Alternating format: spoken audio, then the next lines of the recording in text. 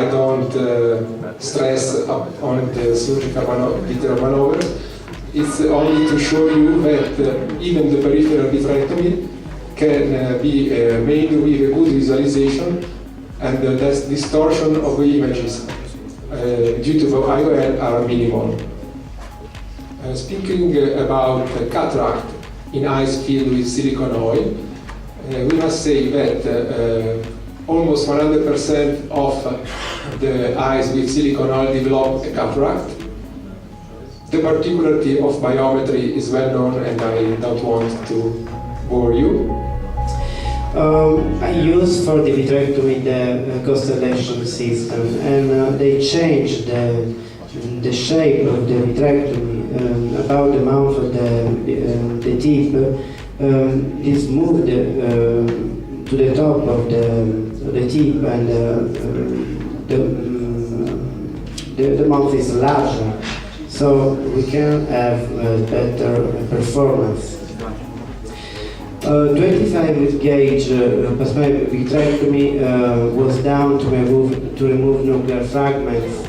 More often we use the vitoscatter, and if needed, the fragment.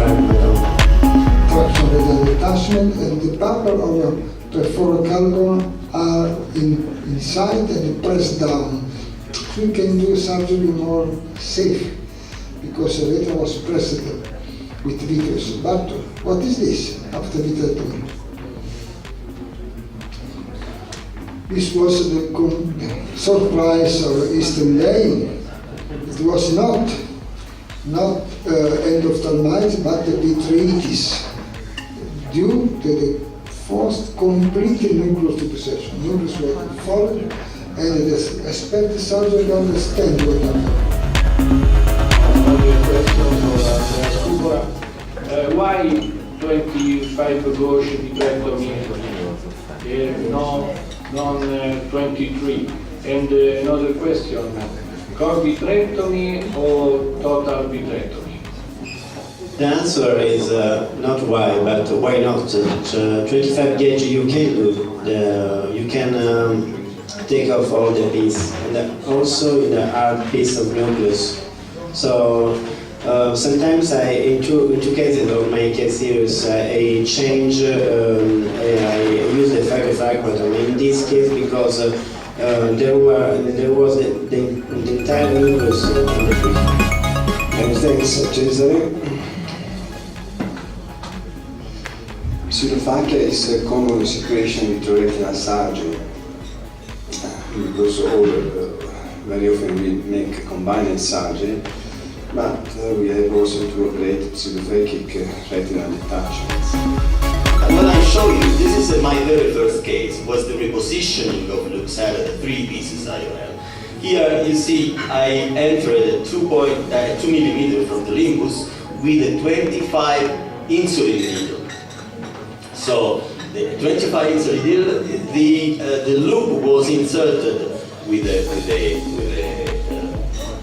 crocodile forceps, even if it's not a good choice because the crocodile forceps can make damages on the loop.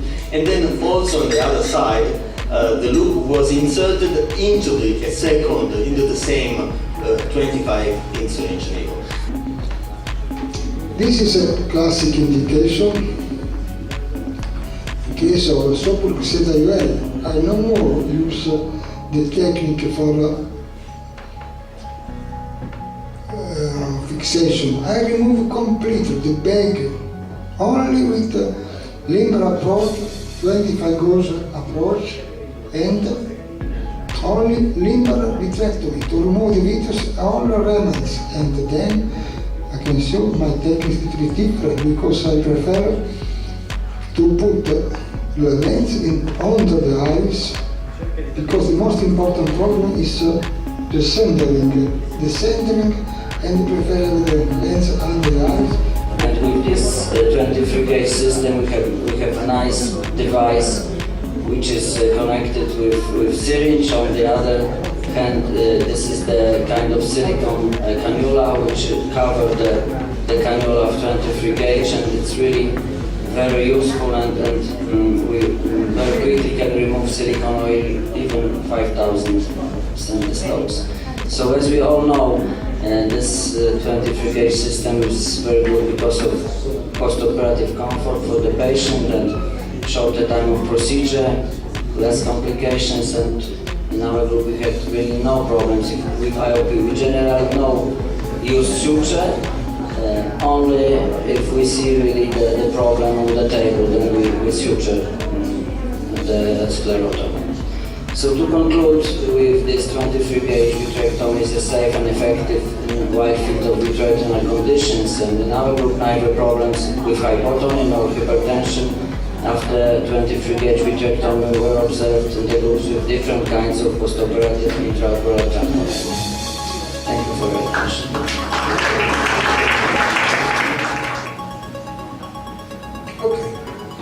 Okay, I decided to do operate person, and I removed the silicone oil. There was a migration of silicone oil in the anterior chamber. I reopened the scleral flap of trabeculectomy here, and as you can see, there was a good flow, good filtration. But I didn't trust, and I closed the scleral flap, and I decided to create a new scleral flap and to implant the express device. Partly because somebody asked me to, and partly because I believe this is very, very important. Because sometimes we do wonderful things with these eyes. We put the retina back into place and everything else, and then we lose the eye because the intraocular pressure is not properly controlled. In the last 10 years, retina treatment has changed tremendously, and injections either into the eye or around the eye have become standard of care for many diseases, either on or off label. This is a patient who also got IVR. And this is one of my colleagues' patients. You see here, this was a rather quiet eye. This is like 2 days after injection. You see a small amount of hypopia. There was no pain in the eye. The vision was just like a few letters worsening during the injection time. The patient just complained about an increasing blur in the eye. The patient just was treated with topical steroids, and that is the picture 3 days later, and the hypopia has resolved without any aggressive laser for those areas. So it wasn't quite clear how much he was really passionate. There was an additional drainage retinotomy to really flatten the situation out. So this is like a week and a half after the procedure, and vision has improved to the 2200. And you see here, now the retina is flat, the macular hole is closed, but she still has this fibrovascular PED, and the vision really has not improved. I thought what I would do is just, as you know, and as I've mentioned, in the United States, we do a lot of in-office injections for variety medications. I don't know how familiar many of you on this side of the Atlantic are. So I thought really the purpose is a couple of things. Topical anesthesia, I want to stress the topical betadine. I want to stress keeping the injection needle away from eyelashes and what I would call oral spray. So, it's really not a new concept for vitreoretinal surgeons. And today, these are some more indications, obviously, all forms of eye with injections, and now with upperclassmen, we're doing it for vitreoretinal macular traction syndrome. So the results in Group A, and received the surgery, we had a reduction of hemorrhages by at least 50% within the first 2 weeks. So as I said, this is just one case. You see what it looks like 3 weeks post-op. We remove the ILM, and then at the end of the procedure, perform this incision. Obviously, I'm using a 20 gauge MPR blade, so I have to remove one of the cannulas, the 23 gauge cannulas, insert my 20 gauge MPR blade following the tunnel which was created by the cannula, then go into the eye and make the incision. we understood why was dislocation, because we rupture the loop. So we understood and removed the loops and changed it completely. Thanks to endoscopy. Endoscopy combined with the surgery under. Okay, again. Blondie we saw before, with endoscopy check how much eyes was enrolled to decide the strategy. Endoscopy view, very nice, but you can understand how to do and. So, conclusion is that these cultural examinations demonstrate the most important position of proteomiodid in disinfection of conjunctival sac and endophthalmitis preventions before intraocular applications. There are no arguments for the local application of antibiotics.